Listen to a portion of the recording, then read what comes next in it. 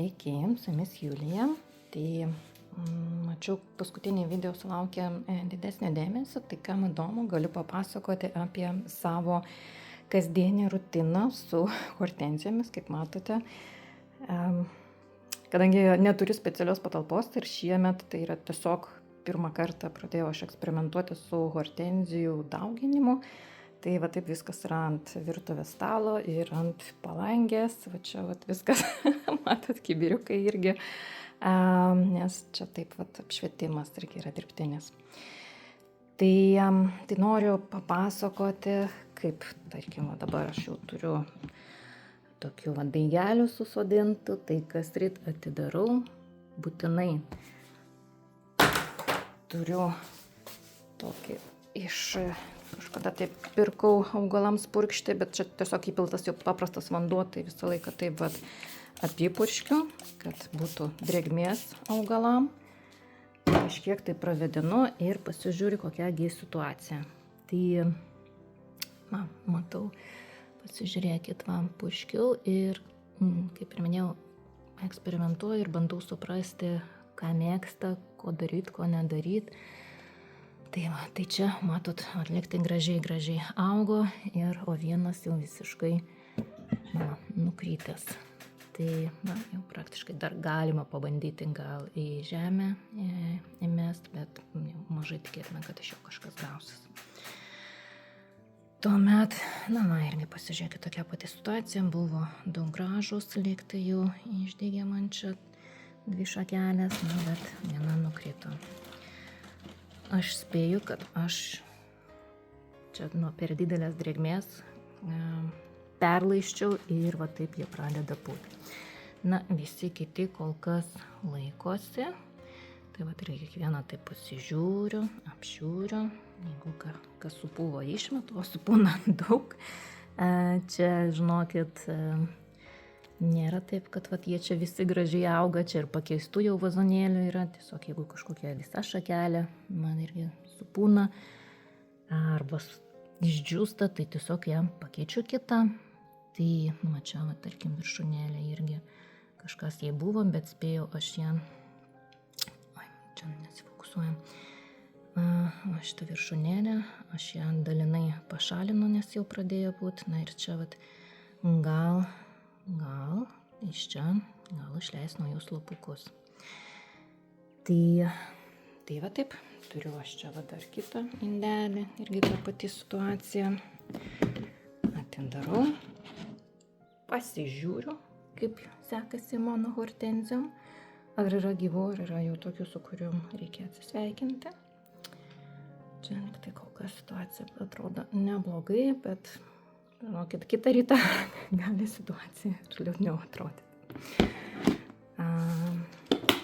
Sekanti dėžutė. Čia jau tiesiai į gruntą sodinu. Yra ir tokių pageltusių lapukų. Kažkur yra ir su šaknim.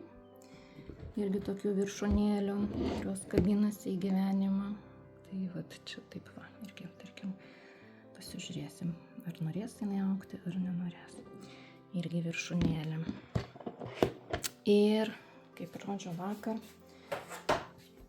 aš čia tik tai šitų uždengsiu, nes negalima jų laikyti per daug. Kaip rodžiau vakar, tai susodinau jau tuos daigelius, kurie išleido šaknis, tai susodinau į tokius atskirus vazonėlius ir jom reikia sudaryti šiltnamio efektą. Tai vadinasi, kol yra adaptacijos periodas, kol įsišaknys naujose vazonėliuose, reikia laikyti taip, skirtingi būdai yra, bet aš pasižiūrėjau, man pats paprasčiausias yra tai su maišeliu, ten į vidų irgi papurkšti, kad būtų drėgna ir užrišti.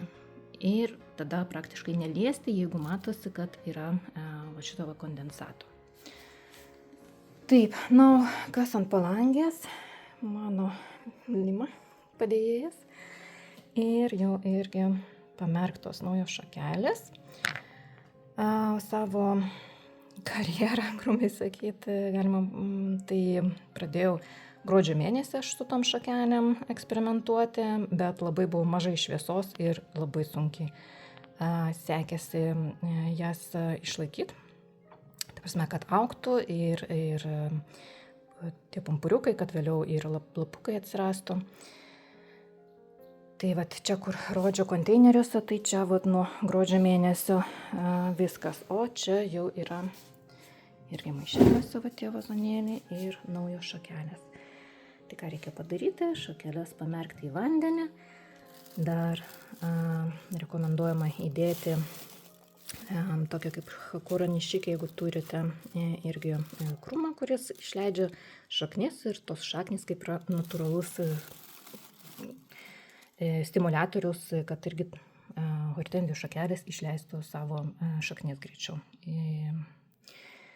Ir va, kaip ir minėjau, ta mano rutina prasideda nuo apžiūros, kaip sekasi. Atrišu kiekvieną maišelį, jeigu matau, kad ten trūksta drėgmės, pasižiūriu, kaip sekasi. Man galėtum daryti. Taip. Va, pasižiūriu, kaip sekasi. Liktai gerai, niekas nesupulo. Nenuleidau savo lapelių, vadinasi, galima uždengti ir palikti toliau. Ir vakar irgi tokį kitą eksperimentą padariau, kad įkišau pagaliukus į gruntą. Ir aišku, būtina sąlyga tam, kad augaliukai augtų ir greičiau vystytųsi, tai dirbtinis apšvietimas turi būti visą laiką, 24 valandas per parą. Tai va, jeigu kam įdomu, sekite, stebėkite, kaip man sekasi, dalinsiuosi savo rezultatais ir savo patirtimi. Geros dienos visiems.